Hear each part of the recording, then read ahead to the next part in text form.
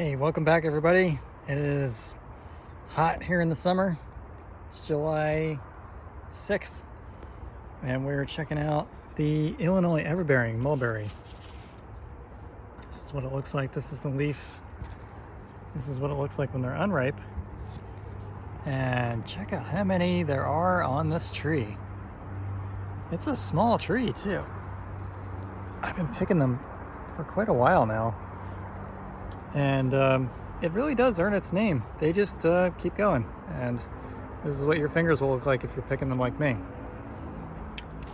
They're really good. However, they're extremely delicate, and it's very easy to squish them in your fingers.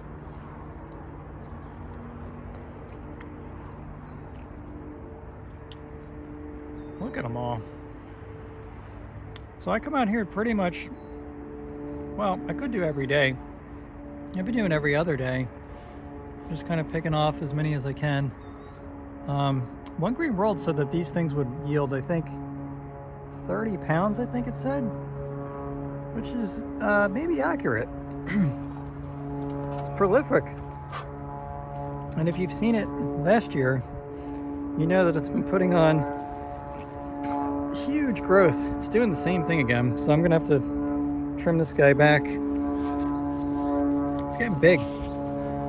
Check it out. Try and get a more of a profile shot here. Yeah, it's gotten really big. So much so that we're thinking of taking the raspberry circle that we have here and pushing it outwards, because this is now taking up the whole space. See, if you look in here, it's like a jungle. Of course, the raspberries have kind of fallen over a little bit. Yeah, it's getting big. And it also seems to not shut down all that early in the fall too. So we've been getting kind of like, it still looks like this, where it's got lots of green leaves on it, and the winds will show up, and sometimes, well, if you've seen it, I think it was 2 years ago, it almost blew over. It was halfway out of the ground. I stood it back up and just kind of propped it back in, and then put some stakes in the ground and tied it down. And yeah, now can't even tell. It's weird. It's been struggling for years. We didn't know what to do with it. We were watering it, not much was going on. And then in this whole area, we put like a little, kind of like, not a kiddie pool, but like it's pretty small, maybe like a little 3-foot pool or something, a small pool. And we mulched this like whole area down here all the way. And the dogs kept jumping in the pool and dumping water over. It's like this thing got water way more than usual.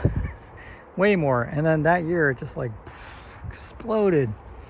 And then ever since then it's been doing these like long 4 to 8 foot long branches. It's crazy.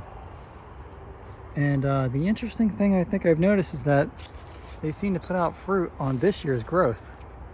So this is good, because that means we can potentially prune it however we want, just like I was thinking with the figs. So yeah, I mean, the fruit on this year's growth is, it's like a little bit, it's not a lot, but last year's growth, that has like, you know, a lot. So I mean, I don't know if I have too much of a plan just yet. My plan is to try and keep it so that it's within a harvestable distance. Having to use like a 20-foot ladder to get these things is kind of silly.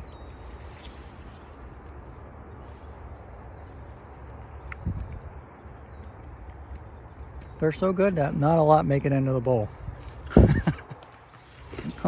I do have a bunch that I threw in the chest freezer. I'm planning on making a mulberry pie for the first time ever this year. So I've heard good things about it. The neighbor said, oh, it's amazing. It's definitely worth doing. We'll see. So yeah, Illinois everbearing. It's a good one. It gets pretty darn big.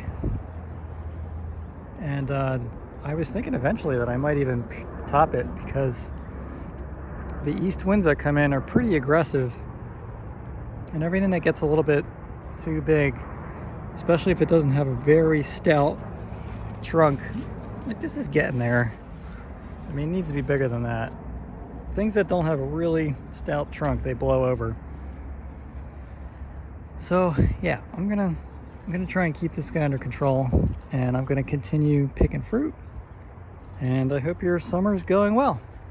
See everybody next time.